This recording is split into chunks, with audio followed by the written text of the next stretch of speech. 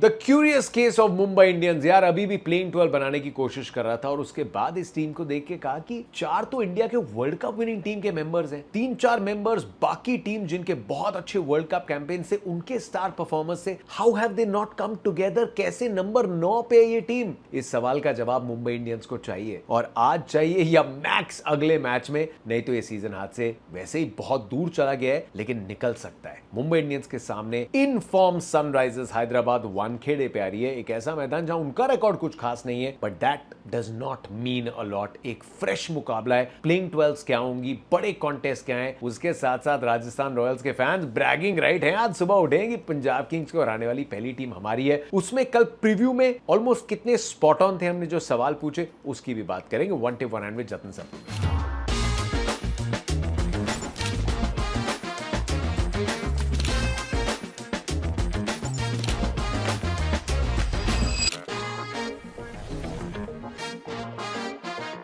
कल का प्रीव्यू अगर आपने देखा, हमने राजस्थान रॉयल्स और पंजाब किंग्स दोनों टीम्स के एक एक डिपार्टमेंट के सामने कुछ सवाल रखे थे। राजस्थान का सवाल था, क्या आपका मिडिल ऑर्डर फायर कर सकता है, क्या दम दिखा सकता है, वो भी पंजाब किंग्स जैसी टीम के सामने, तो कैंपेन पूरी तरीके से क्वालिफिकेशन का ऑन ट्रैक रहेगा। नहीं तो पंजाब किंग्स जो बिल्कुल बतौर फेवरेट्स उतरेगी, भाई कोई टीम मैच हारी नहीं है तो फेवरेट तो होगी यार मैच में। क्या जो कम विकेटें ली हैं, क्या बॉलिंग का दबाव कभी ना कभी दिख सकता है, वो भी देखने को मिला। बात ये भी की थी, क्या पंजाब किंग्स आप किसी पॉइंट पे आके बाकी खिलाड़ियों को थोड़ा गेम टाइम देना चाहते हैं? टूर्नामेंट अभी भी बहुत लंबा है, तो सूर्यान शेडगे को खेलते हुए देखा, हरप्रीत बरार खेले, लॉकी फर्गुसन खेले, लेकिन राजस्थान रॉयल्स ने जीत अपने नाम कर ली। पंजाब किंग्स 5 मैचेस जीती है चेस करते हुए तो इमॉर्टल है यार। लेकिन 200 से ऊपर की जब आप चेस करते रहते हो ना, उसकी खुशी में या उसकी रिकॉर्ड ब्रेकिंग जो दबंगाई अंदाज है, उसमें ये चीज छूट जाती है कि इतने रन कंसीड भी तो किए यार। पहले बैटिंग करते हुए एक मैच जीते थे, इसके पहले वो लखनऊ के सामने था, वहां 254 बनाए थे। लेकिन लखनऊ की टीम जो बैटिंग में स्ट्रगल करती आई है, उसने उस मैच में भी 200 बना लिए थे। तो Punjab Kings are still an exceptional team, table के टॉप पे विराजमान है, और शायद हमें कह रहे हैं कि भाई आपको बॉलिंग से उतने मैचेस वैसे ही जीतने को नहीं मिलते, सो इट डजंट मैटर। लेकिन अच्छी टीम्स ऐसे नहीं सोचती, क्योंकि 36 विकेटें ली अब तक इस टूर्नामेंट में, तो पंजाब किंग्स ने विकेटें उतनी नहीं ली है, और इकोनॉमी के मामले में भी जॉइंट हाईएस्ट इकोनॉमी है। तो आगे जाते हुए जरूर Punjab Kings will try and focus अपने बॉलिंग पे थोड़ा ज्यादा। लेकिन राजस्थान रॉयल्स, वैभव सूर्यवंशी और यशस्वी जायसवाल, तो वैभव सूर्यवंशी 15 साल का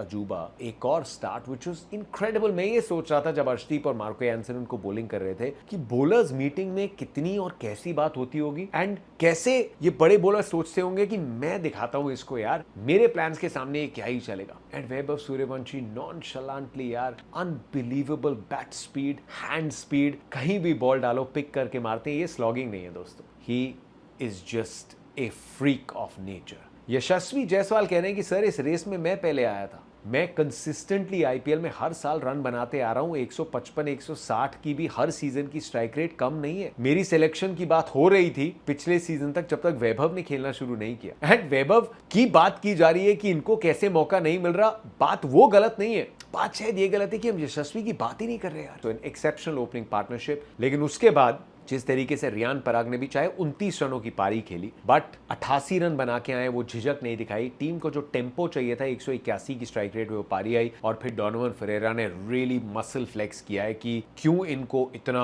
भयंकर एक हिटर माना जाता है, और शुभम दुबे ने भी इंपैक्ट प्लेयर का रोल बखूबी निभाया। राजस्थान की बॉलिंग में भी एक चीज बहुत अच्छी लगी कि उन्होंने सिर्फ 5 बॉलर्स के साथ ही खेल चलाया। सो राजस्थान रॉयल्स वेल डन, अच्छी जीत। पंजाब किंग्स ऐसे इंपॉर्टेंट इतने डोमिनेशन के बाद ये मैचेस जितनी जल्दी आ जाए उतना अच्छा होता है, बिकॉज एक अच्छी टीम और इंप्रूव करना चाहती है, so they won't really fret over this. आज के मुकाबले में Mumbai Indians however are a team जिनके लिए चिंता का विषय बहुत बढ़ चुका है। एंड सवाल यह है कि क्या बैटिंग में इशू है या बॉलिंग में इशू है? प्रॉब्लम ये इश्यूज दोनों में दिख रहे हैं। बॉलिंग में ट्रेंट बोल्ट अब नहीं खेल रहे, दीपक चहर नहीं खेल रहे, उनमें धार नहीं देखने को मिली, जिसके चलते जसप्रीत बुमराह को विकेट्स नहीं मिल रही थी, उनका परफॉर्मेंस इफेक्ट हुआ है।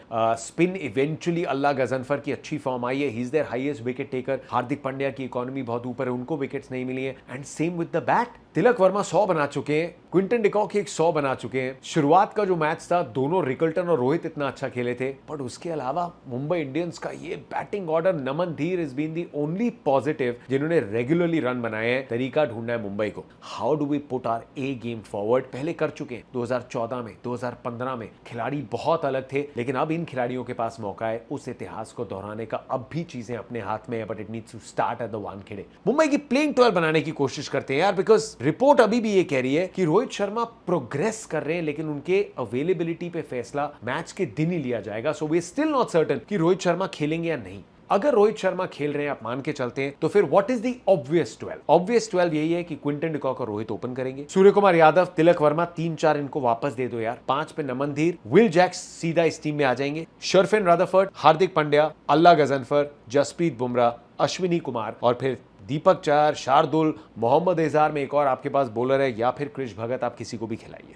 अब Will Jacks obviously is going to play, लेकिन इस बॉलिंग लाइनअप को देख के सवाल फिर ये उठता है कि जसप्रीत बुमराह है, अल्लाह गजनफर है, is the bowling looking strong enough? या फिर आप चाहते हैं कि यार एक्सपीरियंस पे वापस चलते हैं, सिर्फ बैटिंग के दम पे थोड़ी जीत पाएंगे, ट्रेंट बोल्ट को वापस लेके आते हैं। It's a very out of the box एक थिंकिंग, जहां मैं कह रहा हूं कि अगर रोहित शर्मा फिट हो जाते तो आप ना क्विंटन को खिलाओ ना रैन निकल्टन को, आप रॉबिन मिंच को खिला लो। रॉबिन मिंच को भी तो आपने एक बड़ी राशि में लिया था ना। रॉबिन मिंच अगर खेलते हैं तो आपको एक विकेट कीपर मिल गया। क्यों ये करना चाहता हूं मैं, out of the box theory क्यों है? रॉबिन मिंच और रोहित शर्मा, 3 पे तिलक वर्मा, 4 पे सूर्या, 5 पे नमन धीर, 6 पे हार्दिक पांड्या, 7 पे विल जैक्स, 8 पे शर्फिन रदरफोर्ड, फिर अल्लाह गजनफर, जसप्रीत बुमराह और ट्रेंट बोल्ट, और अश्विनी कुमार आपके 12th प्लेयर। अब इसमें आपके पास ट्रेंट बोल्ट और जसप्रीत बुमराह का एक्सपीरियंस तो है ना, फिर आपके पास हार्दिक पांड्या है, आपके पास अश्विनी कुमार है, आपके पास अल्लाह गजनफर है, आपके पास विल जैक्स है जिनकी ऑफ स्पिन काफी काम आ सकती है। आई जस्ट फील कि बैटिंग में तो डेप्थ आ गया, आपके पास रदरफोर्ड भी खेल रहे हैं, जैक्स भी खेल रहे हैं, हार्दिक भी खेल रहे हैं, तो फिर ये नहीं है कि यार 2 आउट हो गए तो तीसरा क्या करेगा, चौथा क्या करेगा। You are giving yourselves 8-9 number तक बैटिंग आजादी, सब जाके मारो, and you still have enough in your bowling. उसके लिए सैक्रिफाइस और गैम्बल सिर्फ आपको टॉप ऑफ द ऑर्डर पे लेना है, जहां पावर प्ले में वैसे ही बहुत टीम्स अनकैप प्लेयर्स के साथ गैम्बल लेती हैं। इज दिस समथिंग जो मुंबई इंडियंस सोच सकती है? दूसरी जो चीज उनको करनी पड़ेगी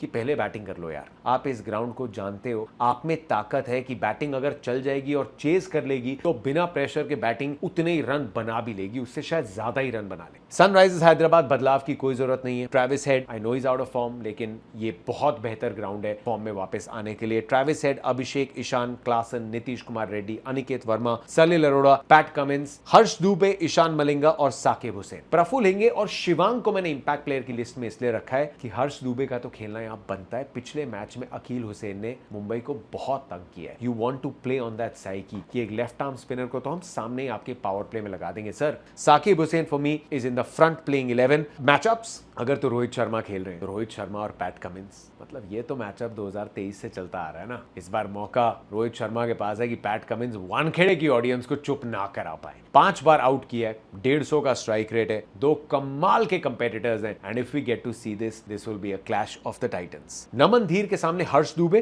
पिछले मैच में बड़ा शॉट लगाने के चक्कर में अकील हुसैन ने बोल्ड किया था नमन धीर को। How does he come back from that? Hardik Pandya के सामने साकिब हुसैन, जिनके पास एक तो वो रिस्ट बड़ी अच्छी लगाते हैं, लेकिन उनकी स्लोअर बॉल भी लाजवाब है बॉस। तेज आती है ball, they rush, he rushes batters, और हार्दिक के सामने hard length outside the off stump बहुत बॉलर्स डाल रहे हैं। तो साकिब हुसैन वर्सेस हार्दिक पांड्या, और विल जैक्स के सामने Eshan Malinga. Eshan Malinga with his tilted wrist, जो उनको रिवर्स स्विंग भी मिल रही है, पता नहीं मुंबई में मिले ना मिले, इतनी ड्राई हीट नहीं है यहाँ पे, बट ईशान मलिंगा की इकोनॉमी 7.4 की है एट डेथ। ट्रेविस हेड के सामने ऑफ स्पिन का 35 चल सकता है, स्ट्राइक रेट 75 की है, आउट 1 बार हुए हैं। अभिषेक शर्मा 3 बार वर्ल्ड कप में आउट हुए थे, जिसमें से 1 बार विल जैक्स ने यहीं पे सेमीफाइनल में भी आउट किया था, तो वो एक बैटल तो हो सकती है। विल जैक्स को आप बिल्कुल बॉलिंग करते हुए देखेंगे पावर प्ले में, आई फील, लेकिन आईपीएल में ना ऑफ स्पिनर्स की बहुत कुटाई की है अभिषेक ने। वर्ल्ड कप से पहले कभी ऑफ स्पिनर को आउट नहीं हुए थे। इस आईपीएल में भी अभिषेक शर्मा का धुआंधार स्ट्राइक रेट है ऑफ स्पिन के सामने। So who wins this battle? Mumbai का प्लान क्या है? प्लान है जसप्रीत बुमराह। पहला ओवर जसप्रीत बुमराह को ही करना चाहिए, तीसरा ओवर भी जसप्रीत बुमराह को करना चाहिए, क्योंकि हैदराबाद का जो धड़ है, जो टॉप 3 है, सब जानते हैं कि बहुत हद तक उनकी जान उसमें बसती है। अगर उन तीनों को आप पावर प्ले में आउट कर जाते हैं, जरूर क्लासन है, नीतीश रेड्डी है, अनिकेत है, but you know that is the cream. वो तीनों की विकेट्स बहुत इंपॉर्टेंट है। So this could be the lineup. Jasprit Bumrah पहला ओवर डालें, दूसरा ओवर अगर ट्रेंट बोल्ट खेल रहे हैं तो ट्रेंट बोल्ट ही डालें, तीसरा ओवर अगेन जसप्रीत बुमराह, अगर विकेट मिल जाती है, नहीं भी मिलती, आप एक और विकेट चाहते हैं, चौथा ओवर अल्लाह गजनफर, पांचवा ओवर विल जैक्स और छठा ओवर या अश्विनी या Allah Ghazanfar. All out attack के लिए जाओ Mumbai. That's what they need to do Hyderabad के सामने, बिकॉज टॉप 3 और Heinrich Klaasen, that is your game. तो थोड़ी खिचड़ी सी पकी हुई है, लेकिन खिचड़ी पकी हुई है मुंबई के लिए, और अब उस पर थोड़ा देसी घी का छोंक लगाना है उनको। अदरवाइज ये 8वां आपका मैच है, अगर ये मैच हाथ से निकल जाता है तो फिर आपको सारे मैचेस जीतने पड़ेंगे, which is going to be very hard, and team का मोराल टूट जाएगा। पिछले 2 सीजन भी ऐसे गए हैं कि वो मोराल जो है वो टीम का टूट सकता है अगर मुंबई इन टॉप 3 को जल्दी आउट नहीं कर पाता। Hyderabad enter this game as 60-40 favourites. Can Mumbai turn it around? Comment section में बताओ आपके मैचअप्स, आपकी टीम पॉसिबल क्या है। I will see you tomorrow.